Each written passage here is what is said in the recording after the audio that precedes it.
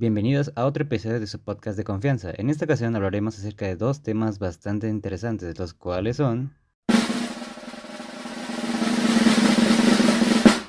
bipolaridad y esquizofrenia. Una breve introducción de ambos y sus factores genéticos. El invitado de hoy es un especialista en estas locuras de la percepción humana. Es el doctor Sebastián Díaz, quien ha tenido bastantes experiencias con estos dos desórdenes de conducta. Bienvenido, doctor. ¿Cómo se encuentra el día de hoy? Muchas gracias por la invitación. Me siento bastante honrado de estar aquí con usted y muy feliz de que me tomen en cuenta para esta entrevista y poder compartir un poco sobre mis conocimientos de estos temas, pues es importante crear conciencia y empatía cuando se es un tema un tanto tabú en la sociedad actual. De verdad es un gusto tenerlo aquí. Para dar comienzo, me gustaría preguntar, ¿qué son y de qué tratan estos dos trastornos? Iniciemos con la esquizofrenia. La esquizofrenia es una enfermedad común, severa y discapacitante. Este trastorno está caracterizado principalmente por delirios, alucinaciones, conductas catatónicas, distorsiones en el comportamiento y el pensamiento, y emociones embotadas, las cuales restringen la capacidad de reaccionar de forma normal o esperada a los estímulos, al igual que la incapacidad de actuar e interactuar apropiadamente. Entonces, siendo que afecta la percepción, ¿cree que me pueda explicar brevemente cómo afecta la esquizofrenia al cerebro fisiológicamente?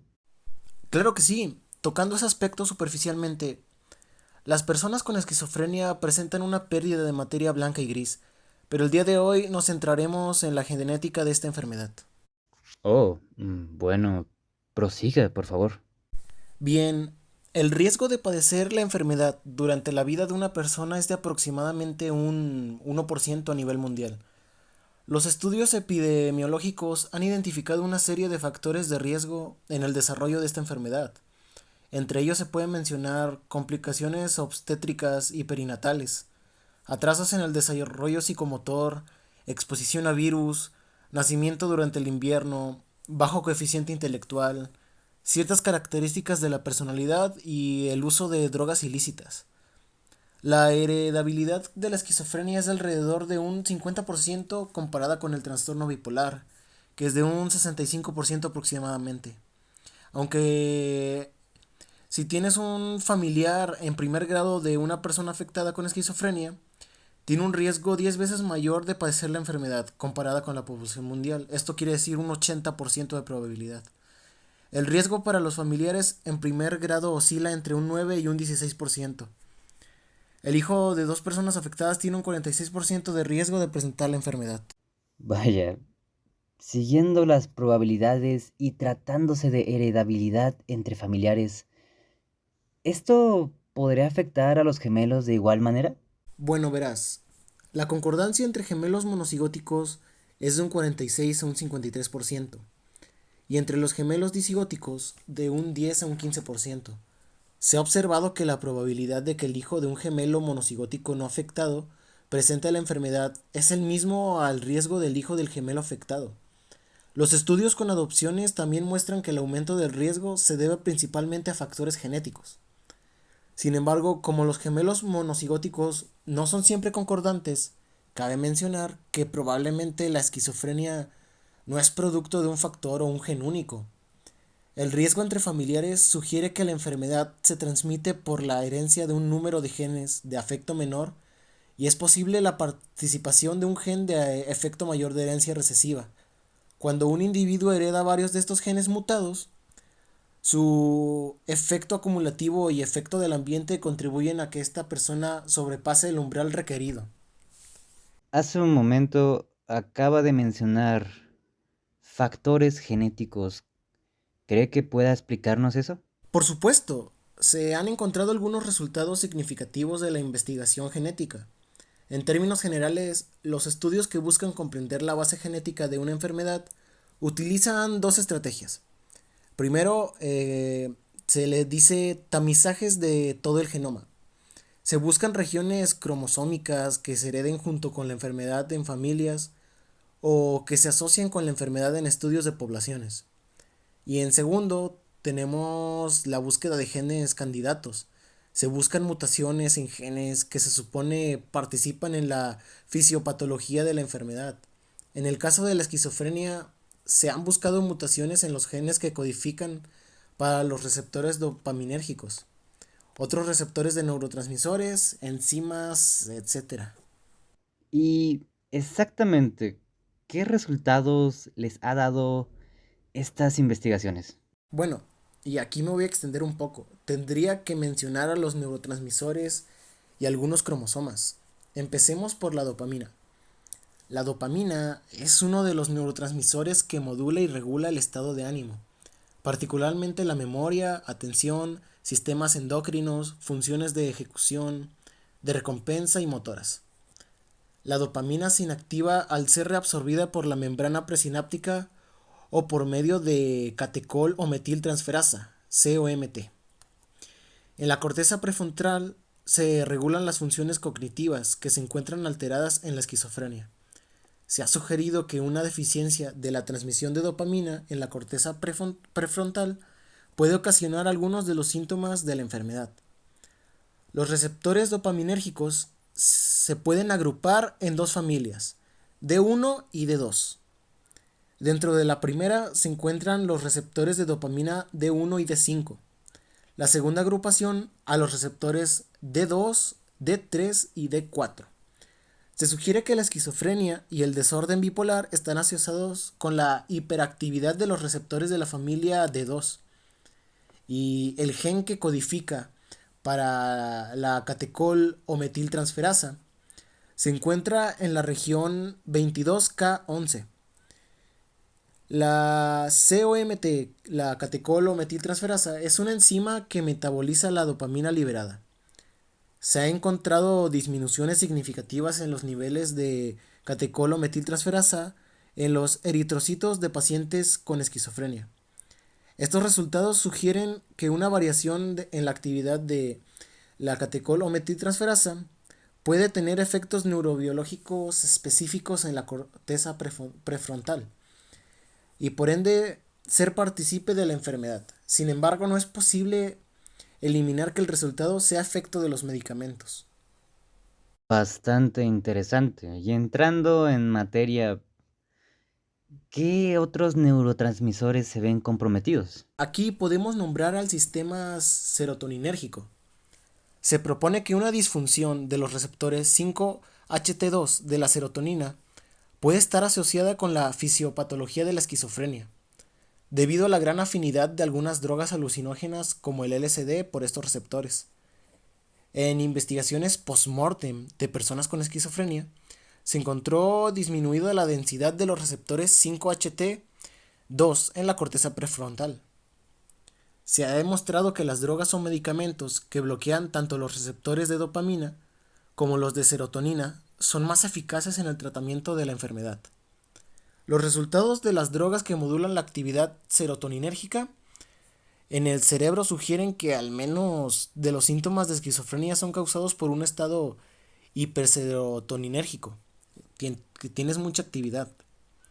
También es de suma importancia mencionar al sistema glutaminérgico.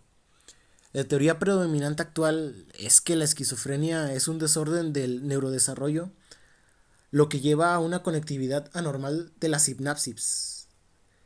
La disfunción de los receptores N-metil de aspartato, NMDA, podría ser uno de los causantes de la enfermedad. Tenemos al gen G72, cuyo gen se localiza en el cromosoma 13K34.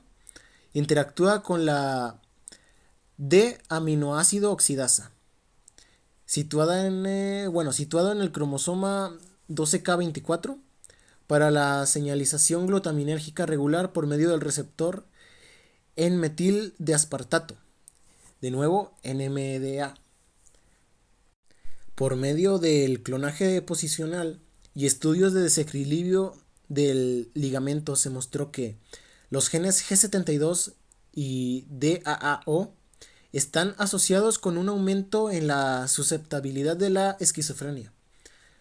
Algunas combinaciones de alelos G72 y DAAO aumentan significativamente el riesgo de sufrir esquizofrenia, más que la suma de sus efectos individuales.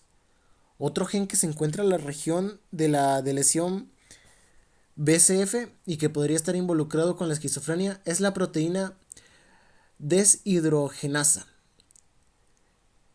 Bueno, le podemos decir PRODH2. Sirve como precursor del glutamato y además la prolina afecta potencialmente las sinapsis glutaminérgicas. Los ratones en los experimentos y en los estudios con el gen inactivo, bueno, con el gen PRODH2 inactivo presentan anomalías sensomotoras similares a las de la esquizofrenia. Wow, wow, wow, wow, wow, wow, wow.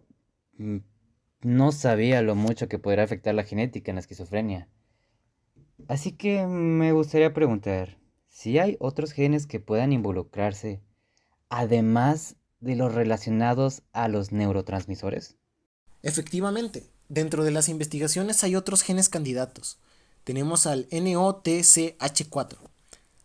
La proteína codificada por este gen es un receptor transmembrana que regula la diferenciación en todos los tipos de tejidos y organismos.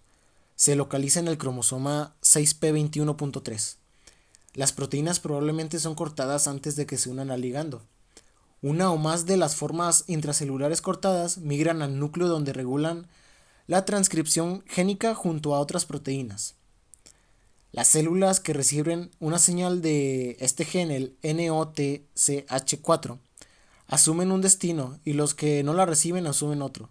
Se conoce poco acerca de las funciones de este gen en humanos, pero los estudios en animales demuestran que la familia de las proteínas de NOTCH tienen la función de determinar el destino celular.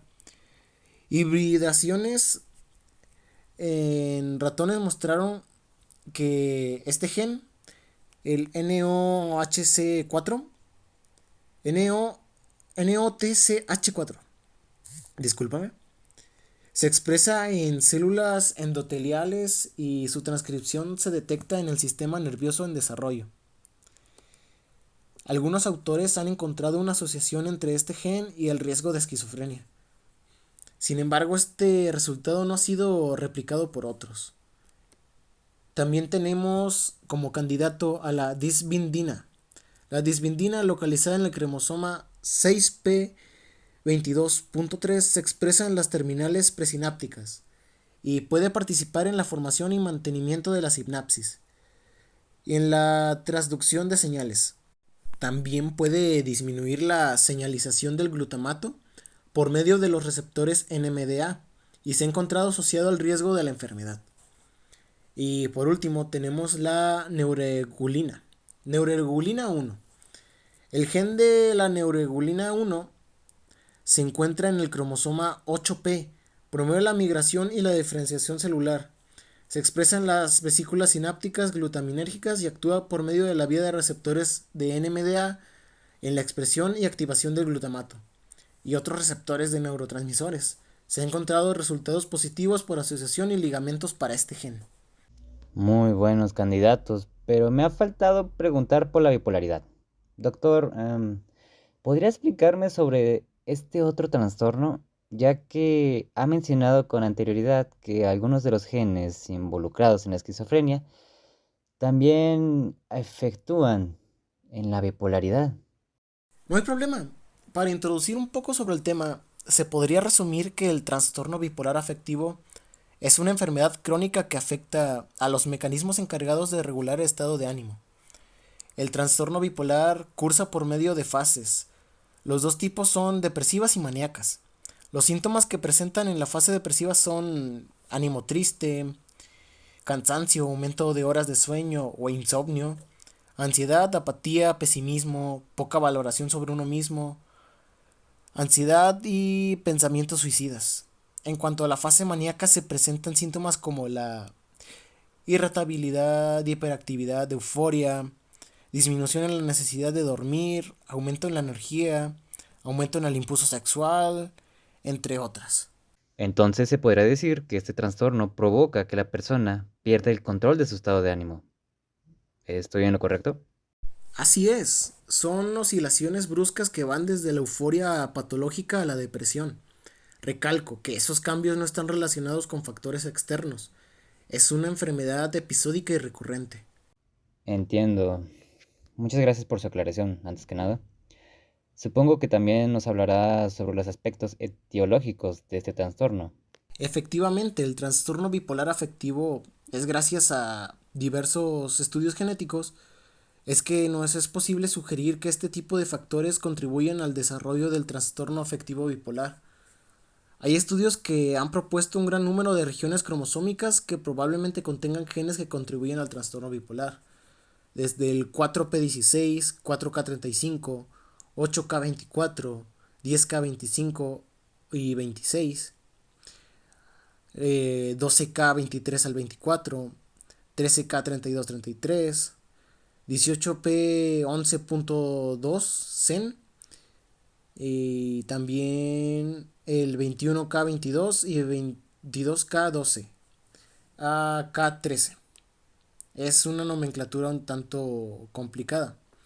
Ahora hay pruebas sólidas de la vinculación del trastorno bipolar a varias localizaciones cromosómicas, incluyendo 4p, 12k, 38p, 18k y 21k.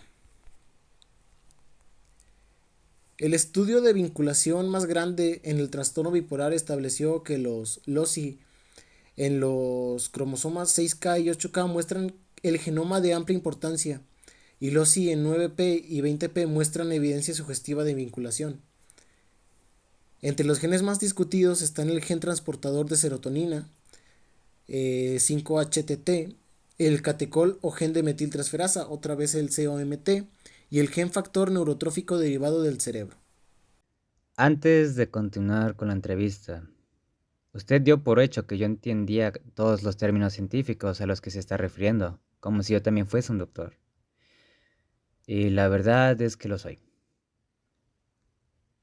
Aún mantiene un sesgo de realidad, pero debe saber una cosa.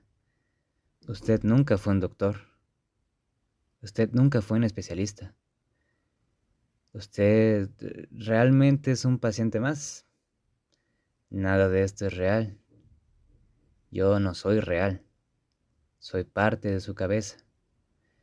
Usted ha estado internado en un hospital psiquiátrico desde hace ya varios años. Yo soy más que una representación de los doctores que lo tratan. Y ha escuchado hablar durante todo este tiempo. Y es tiempo de que vuelva a la realidad.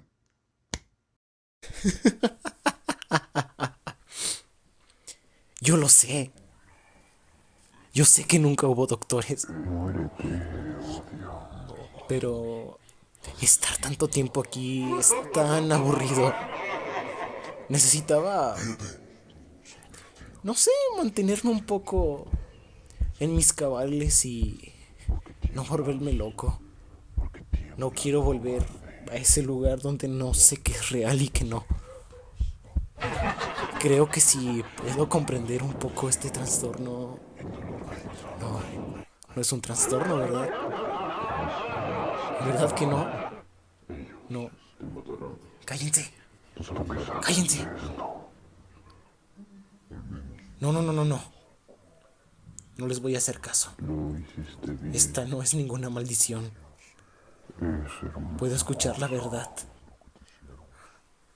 Estas voces no son más que el reflejo de la percepción que mis ojos no pueden ver. Pero mi mente sí. Por supuesto. Si trato de callarlos de nuevo, perderé todo ese poder, ¿verdad? Todo ese conocimiento. Si no hubiera sido por estas voces, si no hubiera sido por ustedes, no me hubiera vuelto tan experto, ¿verdad?